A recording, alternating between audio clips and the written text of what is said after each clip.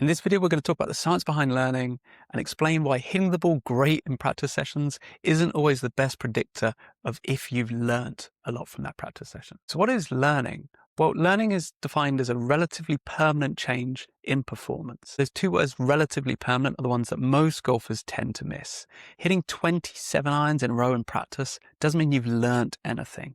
It's just how you're practicing on that day. So to really understand learning, we have to look at how much skill you have left at a later date in time. This could be 2 hours later, 24 hours later, or even a week later. So let's look at an example. Let's say you've gone to the range to practice your driving. You've hit the ball great, and through the practice session, you've really improved your ability to hit your drive straighter and straighter. This is great, but it doesn't tell us anything about how much you've actually learned. You then come back on Thursday and you have another range session working on your driving. Now, this is the first time we can actually measure learning.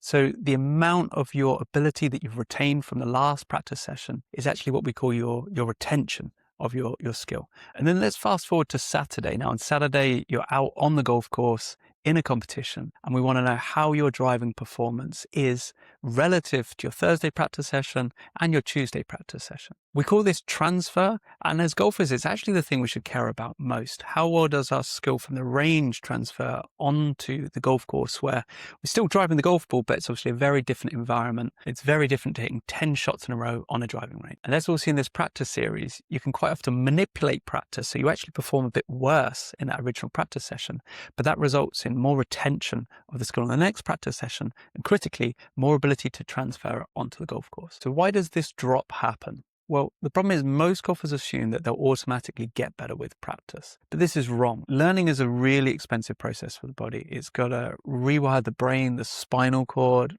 lay these new neural pathways.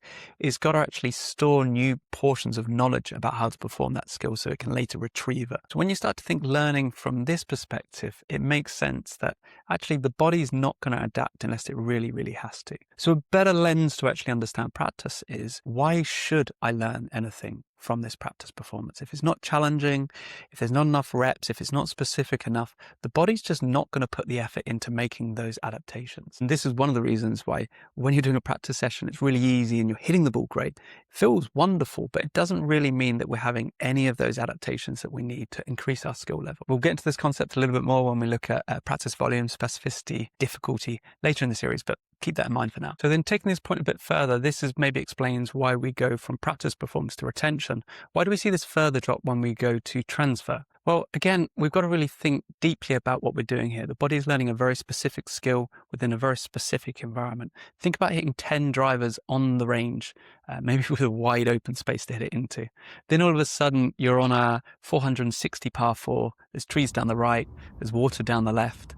We only get one chance. Maybe the tee's a little bit uneven as well. There might be wind coming off one side. There are many very different factors that mean that transfer and ability to perform on the golf course are quite different to how we may hit a driver on the driving range at our 7th attempt at the same shot. So one of the ways you can play around with this with your next practice session is to go to the range and actually play out the first 3 or 4 holes on your golf course.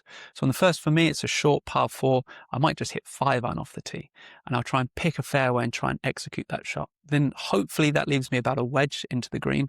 So I'd practice that 110-yard wedge shot and try and picture me hitting it into the green. Next is a short par 3.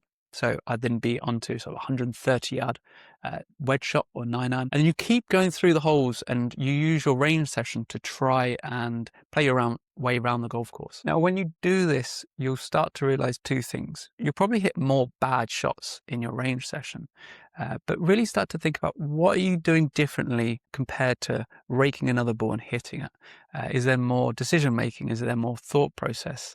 How do you aim up to targets each time? There's all of these different nuanced skills that hitting a load of balls in a row really miss out, and they're a really important part of being able to perform well on the golf course. And I want to say here, really importantly, there is a big place for block practice. So hitting blocks of shots all in a row to the same target have a huge benefit, which we'll cover in a later video. But just understand that your ability to hit a golf ball in block practice will not transfer to the golf course because of all these adaptations that occur. So let's wrap up with some key learnings from this short video. Practice performance is not learning. You just hit 20 good golf shots in a row. Also remember that retention is always lower than your best practice performance. We just have to accept it. And also that we see another dip in performance when we go from retention to transfer. So sadly, we can't expect anything different here. And then finally, if you do want your range sessions to represent more how you play, make your practice sessions mirror the golf course more. And that will allow you to start to see more likely how you're going to perform on the golf course than just hitting blocks of 10 or 20 shots in a row. And of course, in the BreakX app, we kind of base it on all of this science.